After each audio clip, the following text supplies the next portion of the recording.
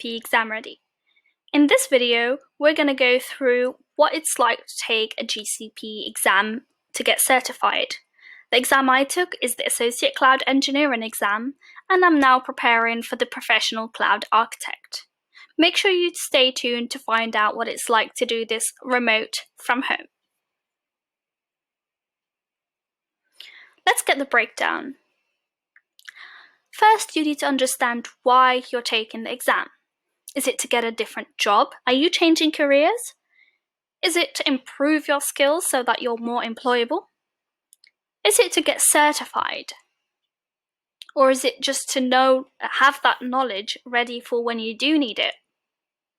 Is it just something that you're doing to gain some insight into tech advancements?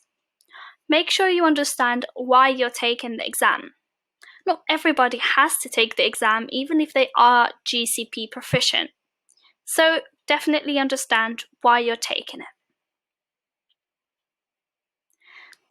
The exam preparation is, the exam itself, it's advised that you do it in 6 months, which means that you have 6 months of hands-on experience with GCP before you take the exam. Now, I passed and did my exam with 3 months hands-on experience, barely hands-on experience, but practice experience and, studying for it. So 3 to 6 months would be a good prep time. The resources, I will share all the resources I used in the description box down below. I used a mixture of theory and practice, and definitely when you're working with GCP, you do need to get some sort of practice. Otherwise, the exam's just going to be difficult. So with the theory, I used the official book written by Don Sullivan, and I used Dan Sullivan's course on, Udemy.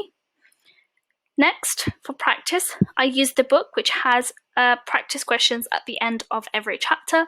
The questions are not like the exam, but they give you good insight into if you understand the content or not. Addition to that, I used quick labs, which are just labs that you could do online, which are on the GCP console, and they give you good hands-on experience if your job doesn't revolve around GCP already. Make sure you give all of these a go. Check them out in the description box down below before you book your exam.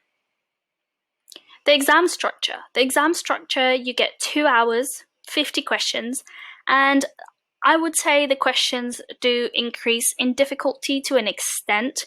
It's not, exponentially increasing, or it's not linear increase, but there is a general trend that the questions toward the end are harder than the ones at the front.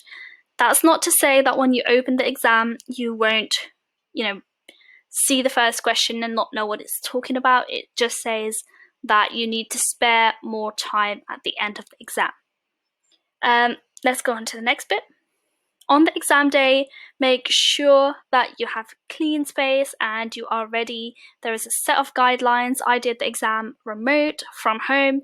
It was one of the first weeks that they offered this option because of the COVID-19 lockdown. So make sure you are ready if you're taking the exam at home. Pre-exam, during, and post-exam. Pre-exam, make sure your desk is clean. There is nothing except your laptop and or mouse, or your monitor and your mouse. You might need a phone because they will ask you to show them around your room and show them ID. So you will need a passport or a driver's license or some sort of ID with a picture on it, and you will have to hold it up to the camera. They will also ask you to show them the walls, the floors, the ceilings. They just want to make sure there is no paper around you. They don't care if you're sitting on your sofa or on a desk. They just want to know there is no paper around you. During exam, there are different things that can happen. So the way it works is you can start your exam and then somebody will pause your exam and ask you for the ID and to see your surroundings. I was quite lucky that happened to me as soon as I hit start and it started. I was asked to show everything and show my ID, etc., clear everything off my desk. You're not allowed any essence oils or anything like that, just water, a mouse, and then they will ask you to put your phone and your passport or ID on the floor. So make sure you follow those instructions. The faster you follow them, the faster you'll get back into the exam to carry on. During the exam, do make sure that you keep an eye on the clock. 2 hours go by so quickly, so make sure you're timing yourself. You can see all 1 to 30 numbers, 1 to 50 rather, numbers on your screen, so make sure you're toggling when you need to. There is an option to flag questions if you're not sure of them, so do make use of that. After the exam, they'll ask you to wait 5 to 7 days, 5 to 7 working days for a reply, but they will email you straight away with a provisional result. So provisional, it will say either pass or fail. That's just an option that the exam provider gives, but they have to certify it with Google, which is why it takes 5 to 7 days for them to send all of your results and answers back to Google, who run some sort of algorithm that nobody knows about and then gets back to you with yes, you pass, or no, you fail.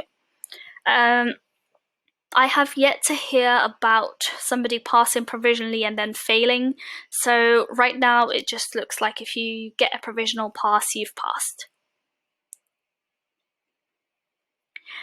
For my tips and tricks, definitely first one is really important. Read the question fully before you pick an answer. I know it's a little bit more difficult because you don't have pen and paper, and I'm somebody who likes to write things down, but make sure you read the question fully, identify your keywords, and then pick or eliminate until you find the answer you feel is correct. Make sure you give yourself a reason for why it's correct, which links to my second point. Flag the questions you've even 1% doubt. So if you're not sure or even slightly unsure of it, make sure you flag it so that you can come back to it, just in case you remember something by the end of the exam. 3, flag the questions you couldn't answer at all. Of course, you don't want to miss answering any questions. These questions are multiple choice, and if you eliminate two options, it's a 50% chance that you get it right, so make sure you don't leave any blanks. 4 is pretty clear, and it's what we've been doing in our checkpoints. Use process of elimination to cut it down to 2 options, and then, or even, the right option if you know what it is. 5, remember to check the timer. 1 hour, 2 hours, or 120 minutes go by super quickly when you're focused.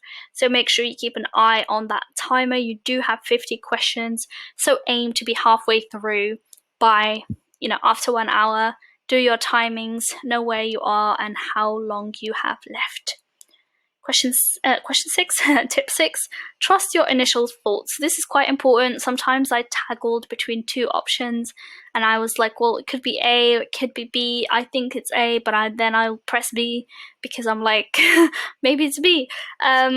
Just make sure you go with your initial thoughts. If you do remember something and you are 90% sure that that is something you have read or something that you have practiced or something you have seen in an online video or something, go with your instinct. It's more likely that you'll remember it, but I'm not sure where it's from.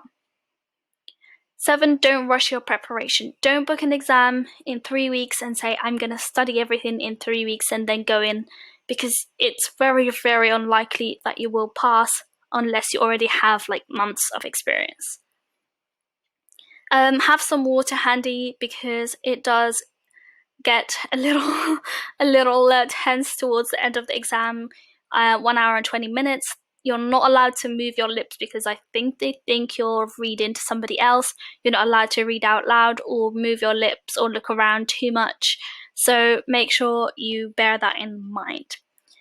Tip 9, take 30-second breaks if you need to. Sometimes I wasn't sure of the answer, or I felt like I'm reading the question but I'm not understanding it. I'll take a 30-second breather, tell myself, get back into it, focus, this is the keyword, compose yourself, and then get back into it. I know the time is limited, but it will make a difference. And then 10 is just good luck, work hard and practice hard, and then you will be fine. These are my tips for taking the exam remote. Even if you're taking the exam in person and you're going to the center, do make sure that you are prepared and that you are in the mental space of taking an exam, because it is not an easy exam. Do all the research you can, learn as much as you can, prep as much as you can, and you'll be completely fine. So thank you for tuning in for this video. Check out my other videos. Don't forget to hit like and subscribe, and leave me your comments in the box down below. Good luck to you. See you.